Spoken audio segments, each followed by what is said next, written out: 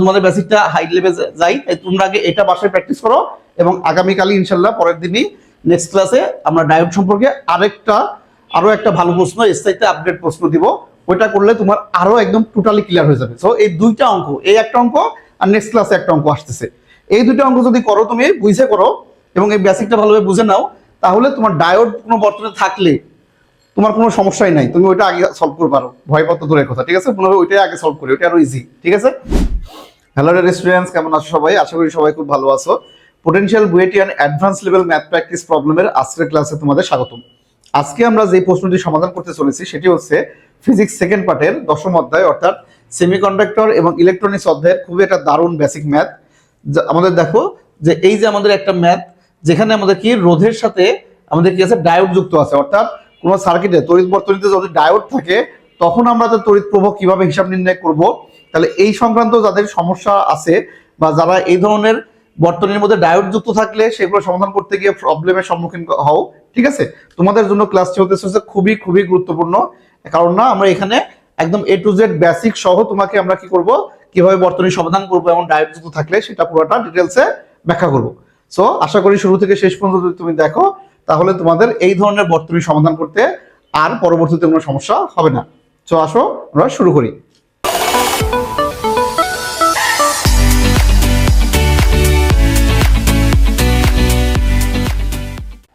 তাহলে শুরুতেই আমরা আগে প্রশ্নটি ভালোভাবে দেখো, আমাদের কি বলা আছে।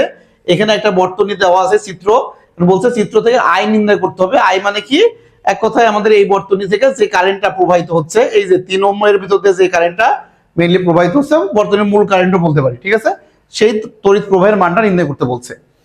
এখন এটা যদি ডায়োড না থাকতো তাহলে নরমাল তড়িৎ বর্তনীতে হতো, খুবই ইজি, দুটা সমান্তরাল রোধ তাতে শ্রেণী করে দিলে আমরা সেভাবে হিসাব করতে পারতাম। কিন্তু এখানে কি আছে, দুই বাহুতে দুইটা ডায়োড যুক্ত আছে। মানে অঙ্কটা বিভিন্ন ধরনের ভ্যারিয়েশন হতে পারে। এখানে দুইটা ডায়োডই দেখো সিলিকন ডায়োড বলা আছে, এটা না হয়ে একটা সিলিকন একটা জার্মেনিয়াম হতে পারে, বিভিন্ন ধরনের ভ্যারিয়েশন আসতে পারে। ভ্যারিয়েশন আসলে কিভাবে করবো সেটাও আমরা পরে আলোচনা করব। আগে আমরা এটাকে কিভাবে সমাধান করবো সেটা দেখি, ঠিক আছে। এখন দেখো এখানে যে বর্তনীতে তোমরা একটু ভালোভাবে খেয়াল করো, এখানে দেওয়া আছে কি প্লাস আমরা 15 ভোল্ট, আর এখানে গ্রাউন্ড করা আছে। তাহলে গ্রাউন্ড করার অর্থ মানে কি, এটার ভোল্টেজ আমরা বলতে পারি 0।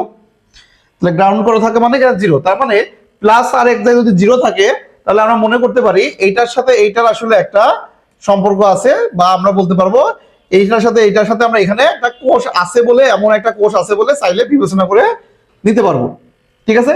তাহলে এমন যদি হয়, তাহলে বর্তনীটা যদি এমন হয় তাহলে এটাকে সমাধান করব আমরা কিভাবে।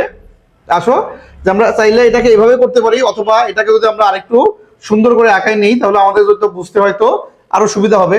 কেননা আমরা বর্তনীতে সাধারণত রোধগুলো কিভাবে এইভাবে দেখে অভ্যস্ত বর্তনীটা, ঠিক আছে। তাহলে এই বর্তনীটা যদি আমরা আরেকটু আঁকাই, এভাবে করলেও কোনো সমস্যা নাই, আমরা এখান থেকে সমাধান করতে পারি, ঠিক আছে। আবার আঁকানো তো কোনো প্রবলেম নাই। ওকে, আমরা এখান থেকে সমাধান করি, নতুন করে আঁকাই থেকে আমরা টাইম লস করবো না, যেহেতু আমরা এখন একাডেমিক করতেছি না, অ্যাডমিশনে আমরা এভাবেই সলভ করবো, ঠিক আছে, প্রশ্নের উপরেই যেন আমরা সলভ করতে পারি।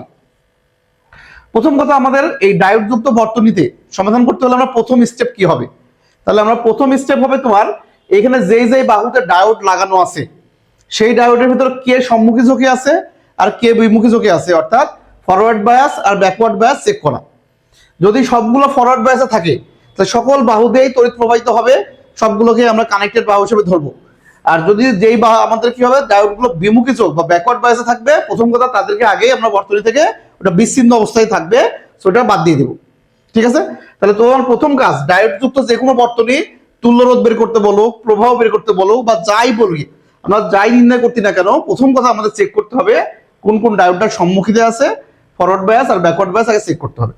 আচ্ছা, ডায়োডের সম্মুখী চোখ বিমুখী চোখ এটা তো অবশ্যই আমরা সবাই জানি, যে যদি ডায়োডে আমরা জানি এটা পি প্রান্ত, এটা এন প্রান্ত, তাই তো। তাহলে এটারও কি, এটা পি এটা এন। ফলে পি প্রান্ত যদি উচ্চ বিভবে থাকে, হায়ার পোটেনশিয়ালে থাকে, আর এন প্রান্ত যদি লোয়ার পোটেনশিয়ালে থাকে তাহলে সেটা সম্মুখী চোখ, ঠিক আছে। তাহলে সম্মুখী চোখ মনে রাখো, পি হবে হায়ার আর এন হবে আমাদের হচ্ছে লোয়ার। তার মানে এখানে আলাদাভাবে দেখো, এটা তো খুবই ইম্পর্টেন্ট, পরবর্তীতে যে কোনো ম্যাথ সমাধান করতে গেলে আমাদের এটা লাগবে। তাহলে আমরা বলতেছি এটা পি এটা এন, এটা তো আমরা সবাই জানি। তাহলে এই ক্ষেত্রে এটা যদি হায়ার পোটেনশিয়াল থাকে তাহলে এর ভোল্টেজ যদি হাই হয় তাহলে আমরা বলতেছি এটি হাই ভোল্টেজ, এইচভি হাই ভোল্টেজ, আর এটা লো ভোল্টেজ, তাহলে এটা সম্মুখী চোখ। তাহলে এটা কি ধরনের কি ধরনের বায়াস হবে, তাহলে এটা বলবো এটা আমাদের ফরওয়ার্ড বায়াস, তাহলে এফবি, ঠিক আছে, সম্মুখী ঝোঁক। কিন্তু যদি উল্টা হয়, তাহলে উল্টা যখনই হবে, যখন আমরা দেখবো যে এই আমাদের ডায়োডে কি আছে যে পি এর দিকে আমাদের কি আছে লো ভোল্টেজ, এইদিকে যদি লো ভোল্টেজ হয় আর এইদিকে যদি হাই ভোল্টেজ হয়, ঠিক আছে, তখন সেটা হবে ব্যাকওয়ার্ড বায়াস, তখন এটা হবে আমরা ব্যাকওয়ার্ড বায়াস। তাহলে ব্যাকওয়ার্ড বায়াসে আমাদের কি হবে, ওইটা সংযোগ বিচ্ছিন্ন অবস্থায় কাজ করবে, ওই বাহু দিয়ে কোনো তড়িৎ প্রবাহ যাবে না। আর যদি সম্মুখী ঝোঁকে থাকে তাহলে ওটা কানেক্টেড অবস্থায় থাকবে এবং তার ভিতরে তড়িৎ প্রবাহ চলবে। আর বর্তমানে তুল্য রোধের হিসাব যদি আসি, তখন আমরা মনে রাখবো ফরওয়ার্ড বায়াসে তুল্য রোধ একদম প্রায় 0, ঠিক আছে, খুবই নগণ্য। আর ব্যাকওয়ার্ড বায়াসে অসীম, এই জন্য ওটা তো আগেই বিচ্ছিন্ন বাদ। ওকে, ঠিক আছে, তুল্য রোধ তড়িৎ প্রবাহ যেটা হিসাব করি। আর আরেকটা বিষয় যেটা হচ্ছে সম্মুখী ঝোঁক যখন থাকবে, তখন আমরা কোনো লুপে যখন আমরা ডায়োড থাকবে, তখন সে কি করবে, তার রোধ তো একদমই নগণ্য, তাই তুল্য রোধ হিসাবের মধ্যে তাকে আমরা রোধ হিসাবে ধরবো না। কিন্তু আমরা কি জানি পিএন এর মাঝে একটা কি থাকে, যে ডিপ্লেশন লেয়ার থাকে, সেটা আমাদের দূর করে তড়িৎ প্রবাহকে যাইতে হলে কি করতে হয়, একটা নির্দিষ্ট পরিমাণ বিভব তাকে সেখানে খরচ করতে হয়। ফলে ডায়োড যেখানে থাকবে সেখানে একটা নির্দিষ্ট পরিমাণ ভোল্টেজ ড্রপ হবে। ওকে, তাহলে ফরওয়ার্ড বায়াস সম্মুখী ঝোঁকে যখন থাকবে, তখন কারেন্ট চলবে, ওই বর্তনী ওই লাইনটা কানেক্টেড আছে এবং সে কি করবে, ডায়োড জাস্ট ভোল্টেজ ড্রপ করবে, বর্তনী তুল্য রোধে কোনো ইফেক্ট ফেলবে না, শুধুমাত্র কিছু পরিমাণ ভোল্টেজ ড্রপ করবে। ওকে, তো ওখানে কিছু পরিমাণ ভোল্টেজ আমরা বাদ দিয়ে দেবো, কারণ ওই যে ডিপ্লেশন লেয়ারটা অতিক্রম করার জন্য খরচ হয়ে যাবে। ওকে, আশা করি ডায়োডের বেসিকটা তোমাদের আরেকবার ক্লিয়ার হয়ে গেছে। এখন আমরা আসি এই ম্যাথ সমাধানে চলে আসি। তাহলে এখানে কি আছে দেখো, যে এখানে আমাদের কি আছে 15 ভোল্ট, এটা আমাদের 0 ভোল্ট, তারপরে তড়িৎ প্রবাহ এদিক থেকে এদিকে আমাদের আসছে বলে মনে হবে। এখন এটা যেহেতু আপার ভোল্টেজ 15, এটা 0, তাহলে পি প্রান্ত কি আছে, হাই ভোল্টেজ আছে, এন প্রান্ত লো ভোল্টেজ আছে, তার মানে এটা সম্মুখী। তাহলে আমরা বলতেছি এই ডায়োড সম্মুখী, তাহলে এটার মধ্যে দিয়ে কারেন্ট চলবে।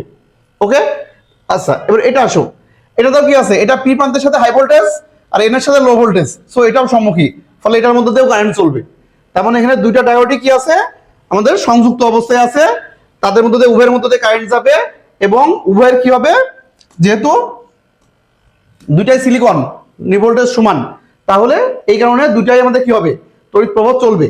ভিন্ন হলে কি হবে সেটা আমরা লাস্টে গিয়ে বলবো, যে এটা একটা সিলিকন একটা জার্মেনিয়াম হলে কিন্তু ঘটনা আবার উল্টাই যাবে, বিভিন্ন ধরনের পরিবর্তন আসবে, ঠিক আছে, সেটা আমরা লাস্টে বলে দিব তোমাদের, আগে আমরা এটা সমাধান করি। ওকে, সো শেষ পর্যন্ত অবশ্যই দেখবা, তবে তোমার ডায়োড সংক্রান্ত যাবতীয় বেসিকটা আশা করি ক্লিয়ার হয়ে যাবে, একটা ম্যাথ সমাধানের মাধ্যমে অনেকটা ক্লিয়ার হয়ে যাবে। ওকে, আচ্ছা, তাহলে আমাদের এইটা যেহেতু সম্মুখী দুইটা নিউ ভোল্টেজ সমান, সো দুইটাতেই একসাথে তড়িৎ প্রবাহ চালু হবে, কারণ এ যখন সম্মুখী ঝোঁক প্রাপ্ত হবে, এও তখন সম্মুখী ঝোঁক প্রাপ্ত হয়ে একই সাথে দুইটা ডায়োড অন হয়ে যাবে, ফলে দুই দিক দিয়ে কারেন্ট যাবে। তাহলে এখানে কিন্তু আমাদের দুই বাহুতেই কারেন্ট যাবে। তাহলে আমরা ধরে নিই যে এই বাহুতে কারেন্ট আসতেছে I1 আর এই বাহুতে কারেন্ট আসতেছে I2, ঠিক আছে, তাহলে I1 I2 হয়ে এখানে এসে I এ পরিণত হচ্ছে। তাহলে আমরা বলতেছি এই I এর মান তাহলে কত হবে, I1 প্লাস I2 এর সমান। তাহলে আমাদের যেহেতু I বের করতে হবে, তাহলে I বের করতে হলে আমাদের এই I1 আর I2 বের করে যোগ করলেই আমরা আসলে I এর মানটা পেয়ে যাব। ওকে, তাহলে এখন আসি যে আমরা এখানে কি করতে পারি, যেহেতু এদিক দিয়ে একটা তড়িৎ প্রবাহ হচ্ছে, এদিক দিয়ে একটা তড়িৎ প্রবাহিত হচ্ছে, তাহলে আমরা বুঝতে পারছি এখানে বর্তনী কি আছে, লুপে বিভক্ত আছে। সো আমরা কারশফ ল অথবা মেশ অ্যানালাইসিস, তাহলে মেশ অ্যানালাইসিস করলে একটু তাড়াতাড়ি হবে, কারশফ ল দিয়েও তাড়াতাড়ি হবে, ক্যালকুলেটরে ইকুয়েশন সলভ করলে টাইম বেশি লাগবে না। সো তোমরা যারা মেশ পড়ো তারা মেশ দিয়ে করবা, আর যে মেশে বুঝতে অসুবিধা হয় তাহলে কোনো সমস্যা নাই, আমরা নতুন করে শেখার দরকার নাই তোমার প্রয়োজনে এখন শেষ সময় এসে, তাহলে পরীক্ষা হলে যাবার ভুল করার সম্ভাবনা বেশি। তুমি কারশফ যদি এক্সপার্ট হও কারশফ দিয়ে করো, কোনো সমস্যা নেই, তাহলে আমি তোমাদের কারশফ দিয়েই করে দেখাবো, ঠিক আছে। ওকে, তাহলে তড়িতের ডিরেকশন যেহেতু আমরা এভাবে জানি, তাহলে আমরা বলতে পারি যে কারশফ ল আমরা কোনটাই করবো, প্রথমে এই লুপ, ঠিক আছে, এখান থেকে মনে করো আমরা এখান থেকে শুরু করতেছি, এখান থেকে শুরু করে এদিক দিয়ে আসবো, ঠিক আছে। তাহলে যদি আমরা এখান থেকে আসি, তোমাদের দেখো যে এখান থেকে, ঠিক আছে, এখান থেকে শুরু করে এদিক দিয়ে এসে মনে করো আমরা জাস্ট এই একটা লুপ, এটা আমাদের ফার্স্ট লুপ। ওকে, তাহলে এই ফার্স্ট লুপে যদি আমরা কারশফ ল অ্যাপ্লাই করি তাহলে কি ঘটনা ঘটবে বুঝতে পারছি। তাহলে এইখান থেকে শুরু করে এদিক দিয়ে, ওকে, তাহলে এখানে যদি আমরা ফার্স্ট ল অ্যাপ্লাই করি, কারশফের ফার্স্ট ল না সরি সেকেন্ড ল অ্যাপ্লাই করি। ওকে, তাহলে এই 1 নম্বর লুপে আমরা এইখান থেকে এদিকে, ঠিক আছে, তাহলে এই 1 নম্বর লুপ, তাহলে আসো 1 নং লুপে, তাহলে 1 নং লুপে আমরা কি করতেছি, কারশফ অ্যাপ্লাই করতেছি। তাহলে প্রথমেই তাহলে আসি আমরা এই 1 নম্বর লুপে যখন অ্যাপ্লাই করবো, দেখো যে আমরা যেহেতু এইখান থেকে এটা কানেক্ট করে এখানে একটা কোষের মতো বিবেচনা করে নিছি, তার মানে এখন কিন্তু এই ভোল্টেজটা এখানে নাই। তাহলে আমরা কি বলতে পারি, আমাদের এই যে ভোল্টেজ, তাহলে এই ভোল্টেজটাকে এখন আমরা এখান থেকে নিয়ে এসে এইখানে বসাই দিতে পারি যে এইটা আমাদের আসলে সেই 15 ভোল্টেজ, 15 ভোল্ট, ঠিক আছে, 15 ভোল্ট ছিল।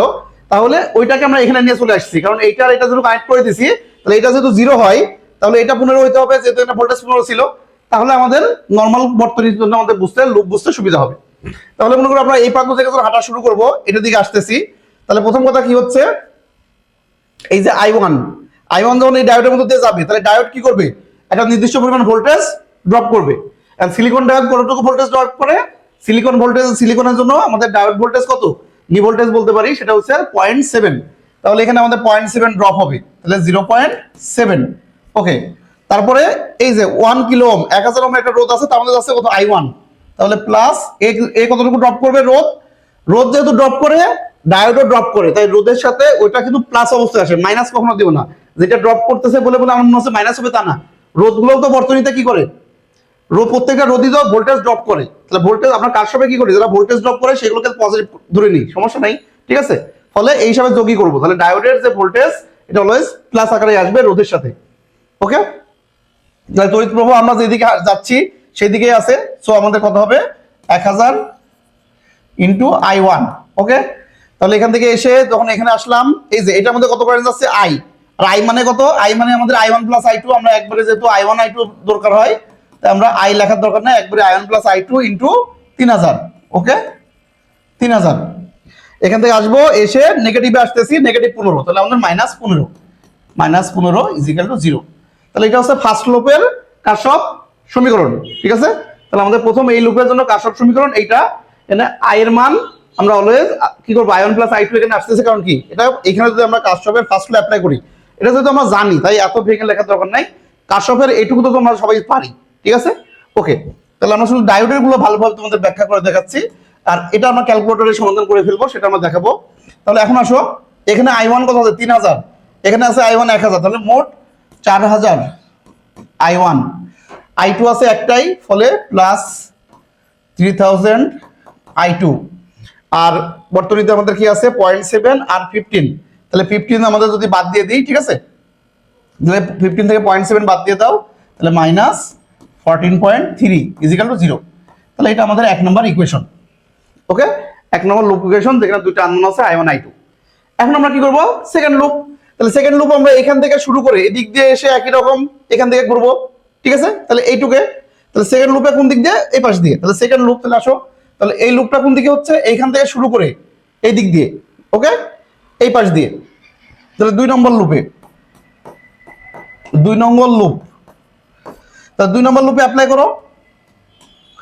তাহলে প্রথমে আসতেছি আমরা এখান থেকে আসতেছি, I2 আসতেছে, তাহলে I2 ডায়োডের মধ্যে যখন যাবে তখন ভোল্টেজ ড্রপ করবে কত, 0.7। তারপরে এখানে ভোল্টেজ ড্রপ করবে কত, 2000 ইন্টু I2, তাহলে প্লাস 2000 ইন্টু I2।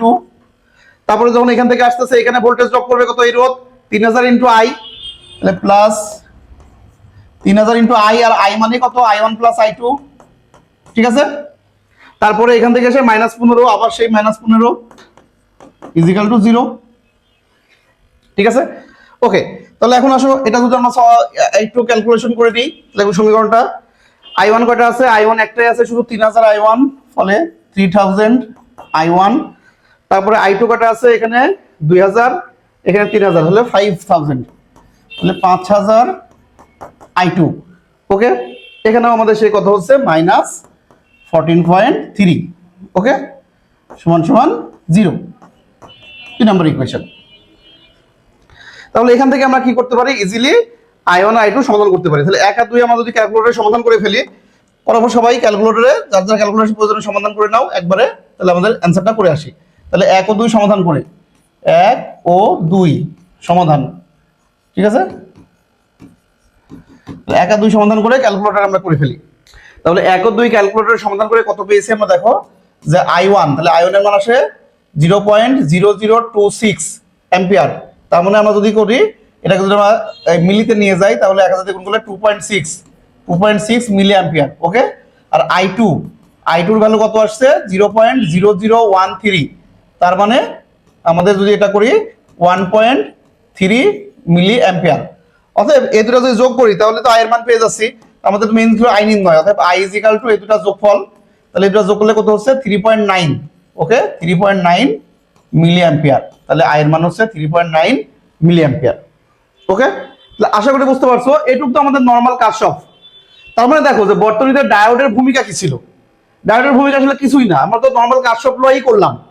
তড়িৎ বর্তনী যেমন হয়, তো জাস্ট খালি আমাদের এই যেখানে গ্রাউন্ডিং ছিল 0 ভোল্টেজ আর যেখানে হাই ভোল্টেজ ছিল, এই দুই পয়েন্টটাকে আমরা কোষের সঙ্গ দিয়ে দিলাম, দিয়ে এই ভোল্টেজটাকে কোষের ভোল্টেজ হিসেবে ধরে নিলাম। ওকে, তাহলে তারপরে বাকি কিন্তু আমরা কি করলাম, নর্মাল যেভাবে বর্তনী সমাধান করতাম সেইভাবেই, যে কোষ থেকে শুরু করে এইখান থেকে একটা লুপ নিলাম, আবার কোষ থেকে শুরু করে এই দিক দিয়ে গিয়ে এদিকে একটা লুপ নিলাম, দুইটা I1 I2 আমরা ইজিলি সলভ করে পেয়ে গেলাম। ঠিক আছে, বর্তনী সমাধান ছিল কারশফ ল। তাহলে আমাদের শুধু ডায়োডের ভূমিকা কি ছিল, তো ডায়োড থাকলে বর্তনীতে কি হবে, শুধুমাত্র আমরা এটা ভালো করে মনে রাখবো যে ডায়োডটা প্রথমে সম্মুখী চোখে আছে না বিমুখী চোখে আছে, সেটা আমরা আগে টেস্ট করে নিতে হবে। ঠিক আছে, তাহলে টেস্ট করলাম, টেস্ট করে দেখলাম যে কি আছে, ঠিক আছে, দুইটাই সিলিকন ডায়োড, দুইটারই পি এর দিকে হাই ভোল্টেজ আছে, সো দুইটাই সম্মুখী, সো দুই দিক দিয়ে কারেন্ট যাবে। আর যদি একটা বিমুখী চোখে থাকতো তাহলে ওটাকে টোটালি বাদ দিয়ে দিতাম, তাহলে ওটা বর্তনীতে বাদ দিয়ে জাস্ট খালি এটা রোধ দিয়ে আমরা কাজ করতাম, একবারেই অঙ্ক সমাধান হয়ে যেত। ঠিক আছে, আচ্ছা এখন আসো যেটা বলতেছিলাম, আশা করি এটা বুঝতে পারছো। তারপর যদি কোনো জায়গায় বুঝতে অসুবিধা হয় তাহলে আমাদের কমেন্টে জানাতে পারো। এখন আমরা যেটা বলছিলাম যে প্রথমে যদি এটা দুইটা সিলিকন ডায়োড না হতো, ঠিক আছে, তাহলে দুইটা সিলিকন ডায়োড নালে কি হতো, একটা মনে করো জার্মেনিয়াম, একটা সিলিকন, তাহলে কি আমরা কি জানি যে জার্মেনিয়াম আর সিলিকনের যে নিভোল্টেজ বা ডিপ্লেশন লেয়ারের যে বিভব পার্থক্য সেটা তো সেম না। জার্মেনিয়ামের কত 0.3 আর সিলিকনের 0.7। তাহলে যখন আমাদের একটা 0.7 একটা 0.3 আর তুমি এদিকে ভোল্টেজ প্রয়োগ করতেছো, তাহলে ভোল্টেজের মান যখন আমরা 0 থেকে আস্তে আস্তে বাড়াবো তখন কি হবে, যখনই 0.3 ক্রস করবো, 0.3 যখনই ভোল্টেজের মান ক্রস করবে তখন কিন্তু মনে করো এটা জার্মেনিয়াম এটা সিলিকন, যখনই এই প্রান্তে ভোল্টেজ 0.3 এর বেশি হবে তখন কিন্তু আমাদের germanium depletion layer out, depletion layer out হয়ে অন হয়ে যাবে। কিন্তু এর কিন্তু এখনো ডিপ্লেশন লেয়ার আউট হয়নি, কারণ এটা ডিপ্লেশন লেয়ার যদি আমরা ভ্যানিশ করতে চাই তাহলে কত করতে হবে, 0.7 লাগবে। মনে করো আমরা 0.4 দিছি ভোল্টেজ, তা 0.4 ভোল্টেজ যখন এখানে আসবে তখন এটা ডিপ্লেশন লেয়ার দূর হয়ে অন হয়ে যাবে, আর এটা এখনো বন্ধ। তাহলে কি হবে, কারেন্ট কি আমাদের এইটা কখন খুলবে তার ওয়েট করবে, নাকি পুরো কারেন্টটা এদিকে চলে আসবে? তখন কিন্তু আমাদের পুরো কারেন্টটা যেহেতু এই দরজা আগে খোলা পাই যাবে, এটা আমাদের দুইটা গেট, একটা গেট এখনো খুলেনি, আরেকটা গেট অলরেডি খোলা, তা তুমি কি ওই গেট কখন খুলবে তখন আমি যাবো সেই জন্য দাঁড়িয়ে থাকবা? অলরেডি তোমার সামনে একটা খোলার পথ আছে, তখন কিন্তু পুরো কারেন্টটাই কি হবে, এটার মধ্যে দিয়ে জার্মেনিয়ামের মধ্যে দিয়ে চলে আসতো। তখন সিলিকনটা আমাদের সম্মুখী থাকা সত্ত্বেও, সম্মুখী চোখে লাগানো থাকা সত্ত্বেও তার মধ্যে দিয়ে কোনো তড়িৎ প্রবাহ যাইতো না, অর্থাৎ সে বিমুখী চোখের মতো আচরণ করতো। ঠিক আছে, তাহলে দুইটা যদি ডায়োড দুইটা ভিন্ন রকম হয়, যাদের নি ভোল্টেজ ভিন্ন ভিন্ন এবং দুইটাই সম্মুখী চোখে আছে, তারপরেও কি হবে, যেটার নি ভোল্টেজ কম সেটা আগে অন হয়ে সেটার মধ্যে দিয়ে শুধু কারেন্ট যাবে, বাকিটার মধ্যে যাবে না। তাই যদি এটা দুই রকম হতো তাহলে যেটা জার্মেনিয়াম হতো সেই পাশটা নিয়ে আমরা সমাধান করতাম, আর সিলিকনেরটা বাদ হয়ে যেত। আর যদি দুইটা জার্মেনিয়াম হতো, সো দুইটা জার্মেনিয়াম হলে তো আমাদের এটাই হতো, জাস্ট খালি এখানে ড্রপ ভোল্টেজ 0.7 এর জায়গায় 0.3 হতো। তো দুইটা জার্মেনিয়াম হলে জাস্ট 0.3 হতো, একটা জার্মেনিয়াম একটা সিলিকন হলে সিলিকনের লাইন টোটাল বাদ, শুধু জার্মেনিয়াম লাইন দিয়ে আমরা একবার লুপ অ্যাপ্লাই করলেই, কারশফ অ্যাপ্লাই করলেই হয়ে যেত, বা কারশফ না করে নর্মাল রোধের ভি ইকুয়াল টু আইআর করলেও হয়ে যেত। ঠিক আছে, আর যদি এই অবস্থাতে একটা উল্টা একটা সুতো থাকতো তাহলে যেটা বিমুখী সেটা বাদ, সম্মুখী দিয়ে শুধু করতাম, ব্যাস এই তো ভ্যারিয়েশন। তাহলে আশা করি ডায়োড যুক্ত কোনো বর্তনী সমাধান করতে গিয়ে তুমি যদি এই জিনিসগুলো তোমার মাথায় রাখো যে সম্মুখী চোখে আছে না কি বিমুখী চোখে আছে, দুইটা নি ভোল্টেজ সেম কি সেম না, উভয়ের মধ্যে কারেন্ট যাবে কি যাবে না, তাহলে তোমার কোনো অঙ্কের সমস্যা হবে না। কারণ নর্মাল তড়িৎ বর্তনী আর এই বর্তনী কোনো পার্থক্য নাই। তুমি যদি তড়িতের বর্তনী সমাধান করতে পারো, কারশফ ল তুমি যদি পারো, বা মেশ অ্যানালাইসিস তুমি যদি পারো, তাহলে এটা তো তোমার কাছে একদম ডাল ভাত, কিছু মনেই হবে না। কারণ এই ডায়োডের ভূমিকা শুধুমাত্র সে শুধু ভোল্টেজ ড্রপ করবে সম্মুখী চোখে থাকলে, আর বিমুখী চোখে থাকলে ওই লাইন দিয়ে টোটাল কারেন্ট যেতে দিবে না, ওটা বিচ্ছিন্ন। তখন আমাদের বর্তনী ফাঁকা বিচ্ছিন্ন হিসাবে ধরে নিয়ে ওই বাহুটা টোটালি বাদ দিয়ে দিব, দিয়ে আদার সাইড দিয়ে কাজ করবো, যেটা আমরা আগের চলতরিতেও বিভিন্ন জায়গায় করে আসছি। ঠিক আছে, তাহলে আশা করি তোমরা বুঝতে পারছো। তারপরে যদি তোমাদের মনে কোনো প্রশ্ন থাকে কমেন্টে জানাতে পারো। আর তাছাড়া আমাদের এই টাইপের আরো প্রশ্ন তোমাদের আমরা যাতে সমাধান করাতে পারি, তাহলে পরবর্তী ক্লাসে আমরা চেষ্টা করবো আরো একটা ডায়োড যুক্ত আরেকটা দারুণ বর্তনী তোমাদের সলভ করানোর, যে আরেকটু যাতে তোমাদের বেসিকটা হাই লেভেল যাই, তাই তোমরা আগে এটা বাসায় প্র্যাকটিস করো এবং আগামীকালই ইনশাল্লাহ পরের দিনই নেক্সট ক্লাসে আমরা ডায়োড সম্পর্কে আরো একটা ভালো প্রশ্ন এসআইতে আপডেট প্রশ্ন দিব। ওইটা করলে তোমার আরো একদম টোটালি ক্লিয়ার হয়ে যাবে। সো এই দুইটা অঙ্ক, এই একটা অঙ্ক আর নেক্সট ক্লাসে একটা অঙ্ক আসতেছে, এই দুইটা অঙ্ক যদি করো তুমি বুঝে করো এবং এই বেসিকটা ভালোভাবে বুঝে নাও, তাহলে তোমার ডায়োড কোনো বর্তনে থাকলে তোমার কোনো সমস্যাই নাই, তুমি ওইটা আগে সলভ করতে পারো, ভয় পাতো দূরের কথা, ঠিক আছে? পুনরায় ওইটাই আগে সলভ করি, ওইটা আরো ইজি, ঠিক আছে? তো ডায়োড বর্তনী তো আরো ইজি হবে। নর্মাল কার্শফ বর্তনীতে অনেকগুলো লুপ অনেক কিছু থাকবে, তো ডায়োড বর্তনী তো সর্বোচ্চ 2টা লুপ থাকে, তার বেশি থাকে না, ঠিক আছে? সো ওইটা আরো সহজ, কম টাইমে করা যাবে। তাহলে অবশ্যই পরের ক্লাসটা মিস করো না, আগামীকাল, ঠিক আছে? আর এটা বাসায় প্র্যাকটিস করো, আর এই টাইপের ডায়োড যুক্ত সার্কিট যেখানে যেখানে পাবা সেগুলো সলভ করে দেখো, যে আগের সাইডে তুমি অবশ্যই এখন দেখবো যে আর কোনো সমস্যা মনে হবে না, ফিল করবো না, ঠিক আছে? তাহলে দেখা হচ্ছে পরের ক্লাসে। সো সেই পর্যন্তই আমাদের সাথে থাকো, আর ভিডিওটা যদি ভালো লাগে তাহলে ভালো লাগলে অবশ্যই ভিডিওটি কি করবা, তোমার ফ্রেন্ডদের সাথে সবার সাথে শেয়ার করবা, আর তোমরা নিজেরা লাইক করে কমেন্টে জানাবা তোমাদের অনুভূতি, ঠিক আছে? আর দেখা হচ্ছে নেক্সট ক্লাসে। আজকের মতো এই পর্যন্তই, আল্লাহ হাফেজ।